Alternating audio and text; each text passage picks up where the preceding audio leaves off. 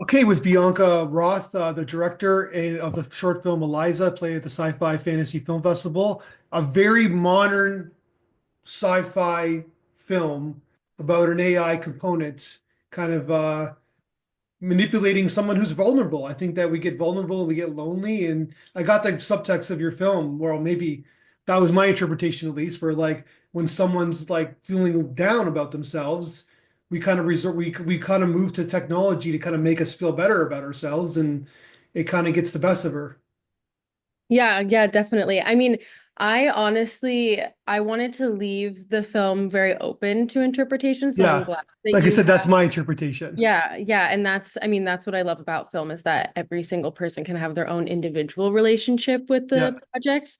But yeah, I wanted to show a little bit of like the positives in the beginning where she first does the update and they actually make some nice improvements, like keeping her step count up and like having her have a more healthy diet and stuff. So I wanted to show that sometimes it can seem good, but kind of highlight that line of when does it become too much? When does AI like start just doing things for us? Yeah. And then obviously in this film, we took that to the extreme. So I see that the lead actress, who's fantastic, by the way, is Gina Roth, who has the same last name as you. So I'm Does assuming have you're the same, related. she does have the same last name as me. She's my younger sister. Okay. Yeah. So we're super close. And since we were super young, I think I was bossing her around like for so long to like make her act and like film her. So now we're doing it on a little bit more of a real level, I guess. But Yeah. yeah, she's super good. It's really easy to work with your sister because she can take direction really well. So it was really fun working with her. Well, and besides the opening scene with her ex-boy or boyfriend, she's by herself, right? So Yeah. she's reacting like that's not easy to do. Yeah, I had never done anything like that before either, so I wasn't sure how that was gonna go. But so the girl who voiced Eliza is a different actress who's actually one of my close friends, and she was at every day of set, and she sat with Gina, my sister, but kind of like off to the side so that Gina couldn't actually make eye contact with her, but she could hear the lines coming to her. So if Okay, gotcha. yeah. So if you hear like all of that sound was actually recorded on set, like live, not Oh we wow. did like Okay. a few, yeah, we did a few re-recordings afterward, but most of it is um as she was acting because I wanted to get the timing right.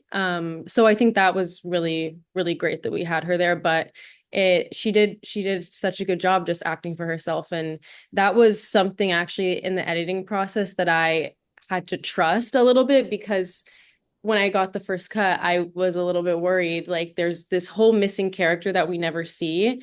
So, Mhm. but then of course, after sound and lighting and editing, I just had to trust that process. Yeah. Yeah, 100%. Well, it reminded me of the film, obviously Her, right? So basically, Yeah, I watched her actually, yeah. obviously, to get a little inspiration on how they Uh, dealt with that one character. Talk about a film ahead of its time. Like they did that. It was 2013, I think. Yeah. Yeah. Yeah, I know, I know. So yeah, I did a lot of her. Well, not a lot. I watched her and I did Black Mirror, obviously. I feel like Black that's Mirror. Okay, I gotcha. pretty obvious comp. Um, and yeah, what I like about Black Mirror and what I was kind of trying to do with this too is make something that's like kind of realistic, unrealistic, Yeah. if that makes sense. And I wanted this to be because I feel like AI is like the biggest buzzword right now and everyone's talking about it. And it's so everyone's like, oh, I have to be nice to my chat GPT for when it takes over, kind of joking. But so I Mhm. wanted this to be like a snapshot of one person's experience, which is our main character, of her experience of that AI takeover. Like the ELIZA eventually is taking over, and this is what happens to this one person. Yeah. Gotcha. By the way, I want to give a shout out to the boyfriend. Very small role, but perfectly casted. Kind of Yeah. like, Great. He was so nice. He was wonderful. Yeah, he actually I only needed him for one day because his one scene was so short, and then it was a 2-day shoot. Um, but bless apologies. Yeah. and he came Easy back on the the next truth. Yeah. day. Sorry? I was sneezing on the truth, but go Oh ahead. Yeah, yes. No, I was just gonna say he came back the next day to just hang out with us because we had such a good environment on set, and he was that's great to amazing. Well, come he's hang like out. so polished. Like he's got the haircut and like, yeah, he like it's like a the contrast with her, I guess, right? So it Yeah, really works. exactly. Yeah. Yeah. And so we get to get like this not to reach even more, but it's like this younger generational vibe, I guess, right? Where like she's so young, she's got when you're older like myself, you got your whole life ahead of you, but when you're like her age, it's like you just think that everything is doomed, I guess, right? So and then like Yeah. yeah, Yeah. And I think you can also feel super trapped. I mean, I think with technology, maybe at the beginning it wasn't meant to make you feel trapped. Maybe with like social media, it was meant to connect people, but I feel yeah, as though now it's a bit more isolating. And yeah, I mean, this basically is like if you have a home system that talks to you like it's a person, I mean, it's basically like her. You don't, you can isolate yourself really easily. And yeah, that's kind of like what I said before is I wanted it to be almost like a trick where she feels like maybe she's getting better and she's improving. And then when she sees the boyfriend having a picture with another girl, the ex-boyfriend with a picture with a new girlfriend, yeah, she sinks back into the old habits. And that's when the Eliza like takes the opportunity to, make her move and take over. And in my interpretation of it, which is not the right one, but in mine when I was making it was that that was always the purpose. yeah. Like the update came at that vulnerable moment, and that's when they saw the AI like got smart enough to see that's when she should take over.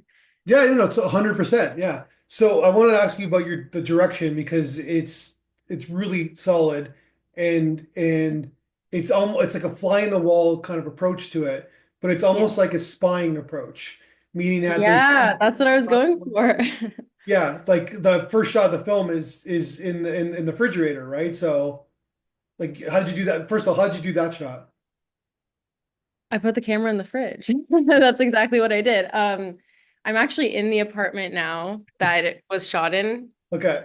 No ELIZA here though, so don't worry. So I live here, which was really nice because as I was writing, I sat actually in this exact spot and I kind of like mapped it out in my head where everything was going to be. And so I knew I wanted that fridge shot from the beginning. I don't know. I wish I had like a cooler explanation for you, but I just liked it. I thought it would be cool. I Oh, it's wanted like great. No, because by it sets the tone of the film right off the bat, meaning that somebody like we're not that's not a realistic shot. So meaning yeah. it's not from the shots, it's not from her point of view. It's from the bird like a cliche, but from a bird's eye's point of view. But meaning that when you even take it to another level where there's certain shots in the sky, like in the top of the walls, where like it's almost like a camera's like watching her. Exactly. Yeah, Like that's yeah, supposed to be yeah, that's the feeling is sort of like surveillance and yeah, invasion of privacy, which I feel like that's like how a lot of people feel from AI and because they're just constantly getting new information about you, I guess. And so that yeah, that's why I wanted to do those high shots, those kind of if you notice what we tried to do was everything is a little either like off or like askew or perfectly centered and they're in the middle. Like we don't really use the rule of thirds when yeah. like a subject is to the side. So we did that on purpose to try to make it feel really uncomfortable, but like I wanted to evoke the feeling of feeling uncomfortable when you're watching it, but you don't really know why with the camera angles and stuff. Yeah. So yeah, There's like an interesting shot where there's a sequence where she's in front of her laptop yeah, and then you change the lighting, but it's so I didn't notice it the first time and then noticed the second time. And then like her shot is like it's from nose down on the laptop. So first sequence is that we see her face. So she's like subconsciously she's a little bit of control of the computer.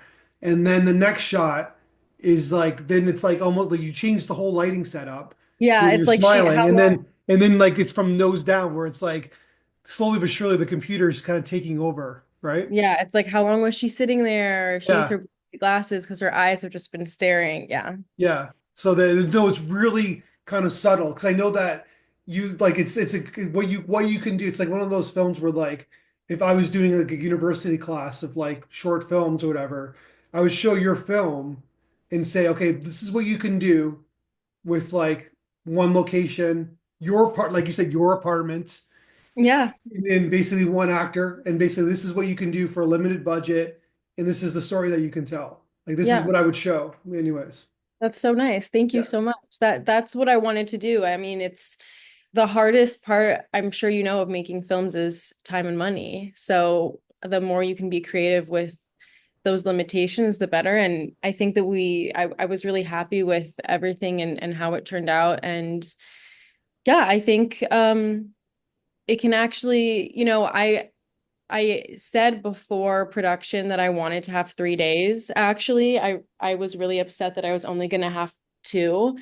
And now in hindsight, I'm actually really glad I only had two because I think I would have overdone um maybe some angles, maybe some takes and whatever. And I don't think I actually needed it. In this case, I think less was more.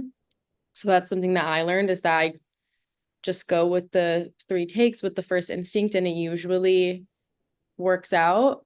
So that was good for me to realize because I don't think 3 days would have even been necessary. So what's your experience before this film making short films or films themselves? Um, I went actually to film school at Chapman University in Orange County in Southern California. I actually don't know where you're located. I didn't even ask you. I'm in Toronto. Oh, okay. Yeah. Very nice. So I'm in LA, Yeah. went to the college just a little bit more south than I am now. And yeah, studied there for 4 years. I mainly studied TV. That's like my goal. I love television, especially now that it's being shot a lot more like film. And then I moved to LA afterward. I had like a few classic like assistant jobs in LA.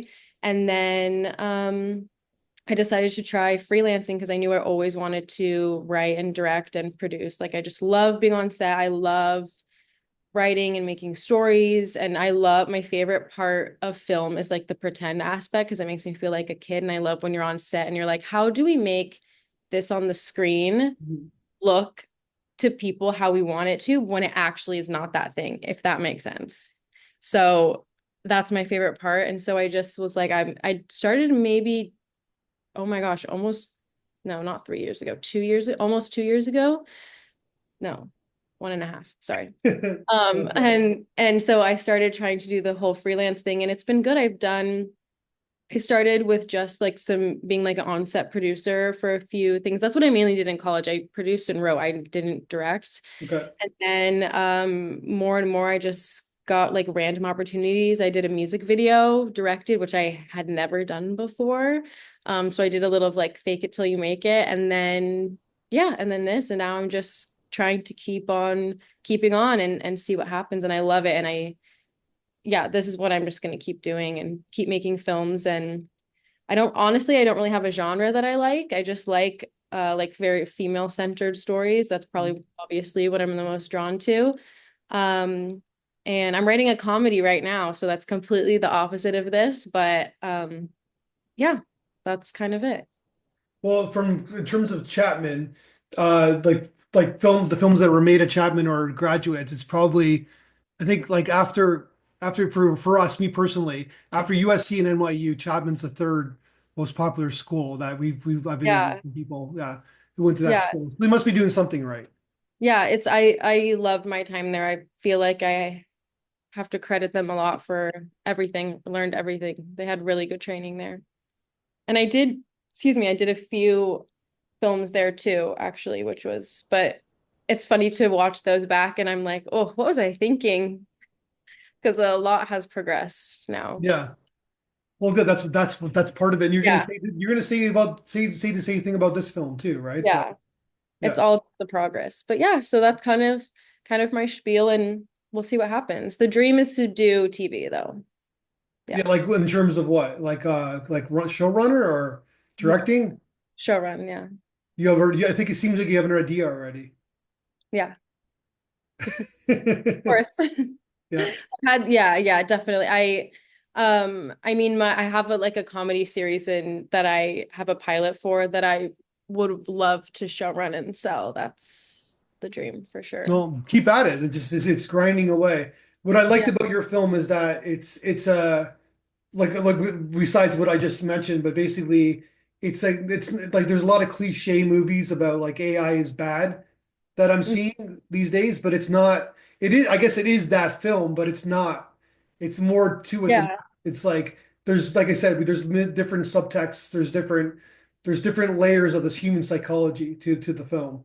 Yeah, yeah, that's kind of, I mean, I'm glad that that came across. It's like nice to hear the validation because I wanted it to like if you think about it, it's very um like almost like cookie cutter the film is how we did it. A lot of the shots are the same, which is kind of what I wanted to do. So it's a bit procedural, which like kind of ties in technology and that being procedural. Yeah, But so but you know, the topics are like, okay, I want to eat healthier, I want to get a job. Like those are very simple themes and like topics that are brought up a lot, but I wanted to make it a little bit more nuanced with those like underlying themes. So I'm really yeah, glad that that came across. yeah, 100%. Like yeah, like I love the toothbrush scene, right? Where basically, Yeah, yeah, it's creepy. that's where you know like things are turning to the other in the other way, right? So Yeah. Yeah, the toothbrush and that rack focus with the door. And you know what's actually so funny is usually I complained so the I don't know if you noticed, but like all of the doors are really creaky and the yeah. sink is really creaky. That's actually just my apartment. I was going to ask you, So 'cause the last thing I want to talk to you about is post-production. I wanted to ask you about, especially the sound design, right? Because yeah. it's very key to this film. Obviously, Yes. the voiceover notwithstanding, but also like you just mentioned the creakiness and like kind of like the subtle kind of nuance of the sound.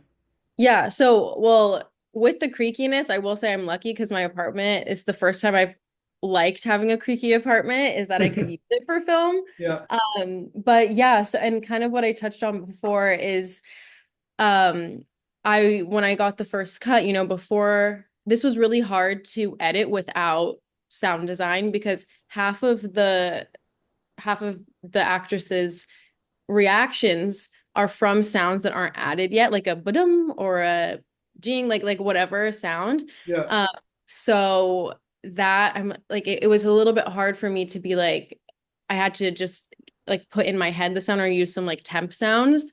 Um, so that definitely was a big thing. But the second that we got the sound in, that made a lot more sense. And we had such a great sound designer, and he designed everything just from his room, or I don't, maybe he went to a Foley studio. I'm not actually sure. He's a Chapman Um, student too, so that's how yeah. I met him.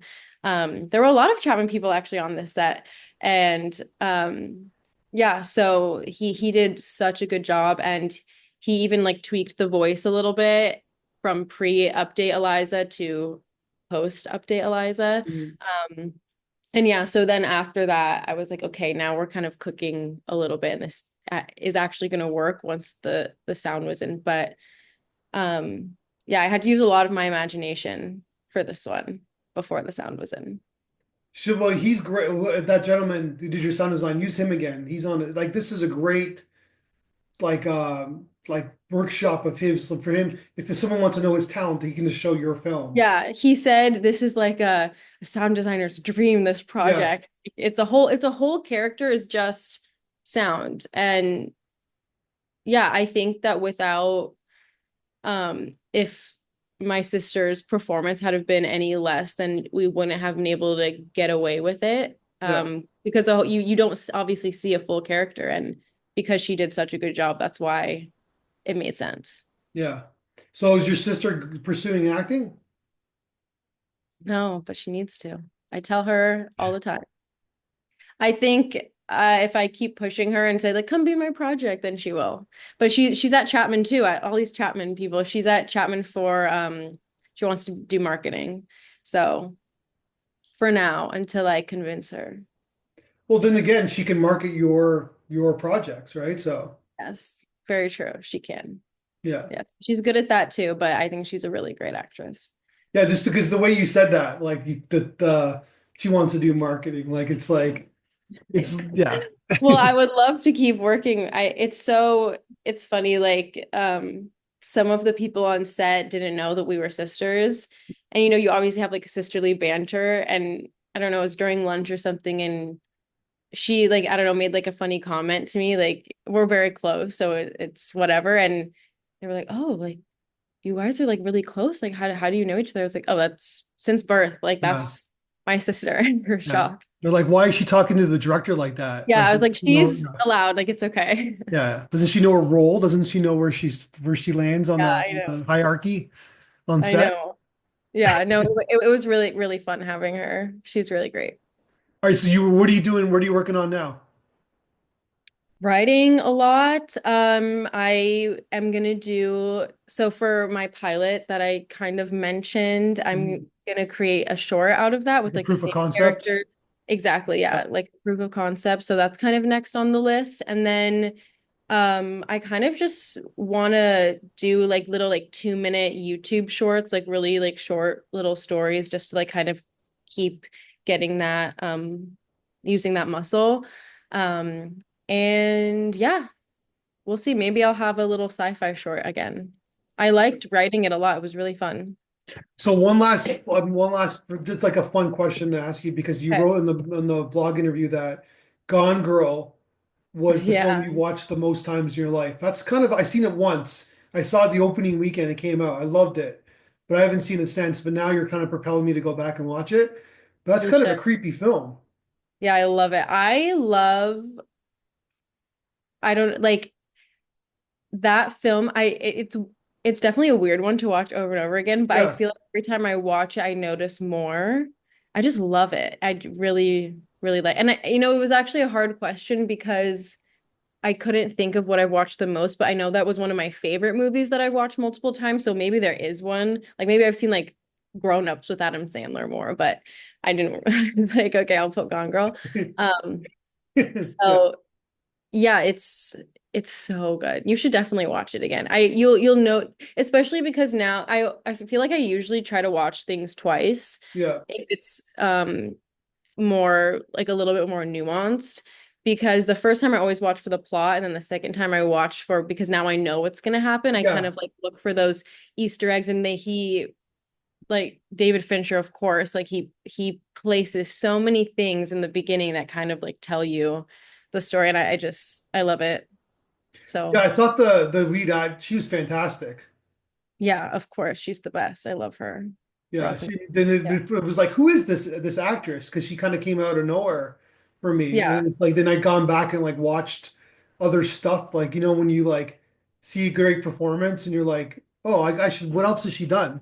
And then Yeah. you see what else she's done, and it's like it's complete opposite of her role in Gone Girl, and it's like okay, like Yeah.